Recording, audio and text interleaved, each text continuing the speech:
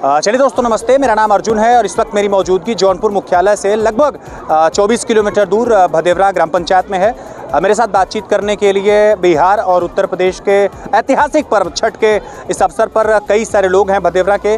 मैं इन लोगों से बातचीत करूं, छठ महापर्व की तैयारी कितने दिनों से चल रही थी, कैसे तैयारी चल रही थी, इससे जुड़े तमाम सवाल जवाब करूं। उससे पहले आपको ये बताना बहुत ज़रूरी है कि छठ महापर्व का इतिहास कैसा है। दरअसल इसकी मान्यताओं में कुल मिलाकर के 2 प्रकार की कहानियाँ हैं। सबसे पहली कहानी तो देवव्रत, राजा देवव्रत की है कि जब इनके पास अपनी इनकी खुद की संतान नहीं होती है तो ये आराध्य देव आदित्य सूर्य देव के सामने प्रार्थना करते हैं, छठी मैया के सामने प्रार्थना करते हैं कि इन्हें पुत्र रत्न की प्राप्ति हो। जैसे तैसे इन्हें पुत्र रत्न की प्राप्ति होती है। तब से ऐसा किंवदंतियों में कहा गया है कि कुल मिलाकर के ये छठ महापर्व को मनाया जाता है। दूसरी कहानी महाभारत से जुड़ी हुई है कि जब पांचाली द्रौपदी, जिन्हें हम प्रेम से कहते हैं, द्रौपदी ने अपने 5 पांडव पतियों के लिए आराधना की कि उनका राजपाट जो खोजा है वो वापस मिल जाए, सब कुछ उन्हें मिल जाए। तो इस पूरी की पूरी पूजा पद्धति के पीछे उन्होंने आराध्य देव सूर्य को याद किया, छठी मैया को याद किया, तब जाकर के 5 पांडवों के जो राजपाट गंवाए गए थे वो उन्हें वापस मिल गए। ऐसी न जाने कितनी कहानियां हमारे हिंदू जनमानस में छठ महापर्व को लेकर के जानी और मानी जाती हैं। ये पूरा का पूरा त्यौहार बहुत ही शानदार, बहुत ही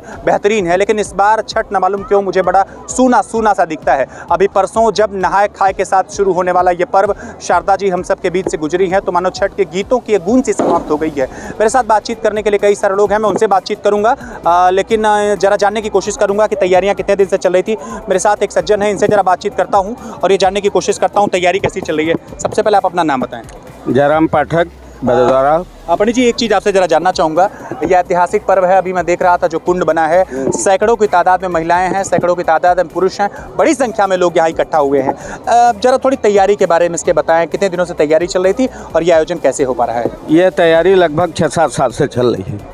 हमारे गाँव में विशेष करके हमारे प्रधान की जो कृपा है, एक तरह से छठ मैया की कृपा है कि उन्होंने भदौरा गांव को इस तहसील में एक अद्वितीय स्थान बनाए हैं और छठ मैया की आराधना और उनकी कृपा से ही आज वह क्षेत्र में क्या प्रदेश स्तर पर अपना नाम रोशन कर रहे हैं और छठ मैया का आशीर्वाद उनको है और रहेगा। अच्छा, एक चीज़ और जानना चाहूँगा, पीछे की तरफ मैं देख सकता हूँ कि एक बहुत बड़ा तालाब, तैयारियों से जुड़ी बातचीत करते हैं। पीछे की तरफ बहुत बड़ा तालाब है और ये बलून्स लगा देना, मंदिर को सजा देना, टेंट लगा देना, ये नीचे की तरफ दरी बिछवा देना, बड़ी संख्या में लोगों का आ जाना, ये सब संभव नहीं रहता। ये सब संभव कैसे हो पा रहा है?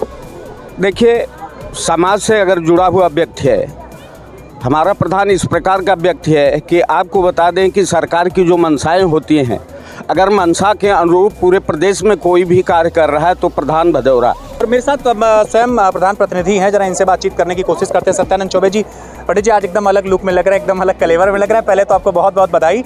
एक चीज़ जरा जानना चाहूँगा, लाइटिंग वाइटिंग की आपने अच्छी व्यवस्था की है, बड़ा यूनिक सा हमारा ये त्यौहार भी है कि किसी दुनिया में किसी भी धर्म में ऐसा नहीं है कि सूर्यास्त होते समय आप सूर्य को प्रणाम करते हैं, लेकिन हमारे यहाँ हिंदुस्तान में ऐसा है, सूर्य उगा नहीं है उससे पहले आप किसी को प्रणाम करते हैं। ये हमारे हिंदू धर्म जनमानस में है।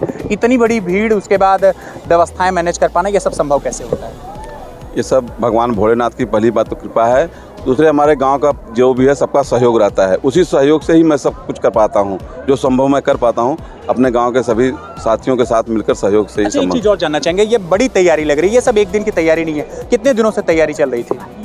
10 दिन से हम सब लोग लगे थे साथ में जो है काम करने के लिए, पूरा छठ की साफ सफाई करना, घाट की सब कुछ जो है, और ये सब देखना। सब क्या शुभकामना देना चाहेंगे लोगों को? बस छठ में मैं यही आशीर्वाद चाहता हूँ कि जो हमारे गाँव को सबको जो है स्वस्थ रखें बस।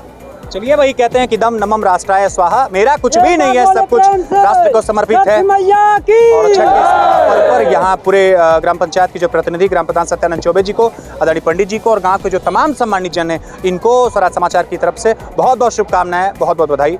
नमस्कार।